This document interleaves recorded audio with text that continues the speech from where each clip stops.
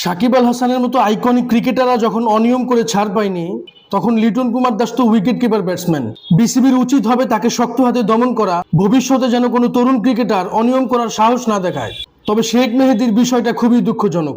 তিনি বরাবরই টি-20-তে ভালো পারফরমেন্স করার পরেও উপেক্ষিত থাকেন। সেখান থেকেই তিনি হয়তো শক্ত কথা বলেছেন। আশা করি দায়িত্বশীলরা তাকে সতর্ক করবে।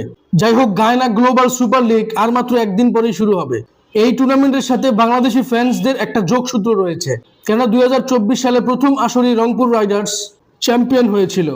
এমনকি 2025-এও তারা ফাইনাল খেলেছিল।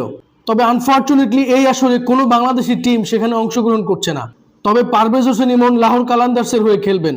তিনি ইতিমধ্যেই গায়নার উদ্দেশ্যে রওনা দিয়েছেন। হয়তো এই টুর্নামেন্টে আইপিএল এর বড় বড় দলগুলো অংশগ্রহণ করে না, ছোট পরিসরে হলেও ক্রিকেটের স্বার্থে এই টুর্নামেন্টের গুরুত্ব রয়েছে।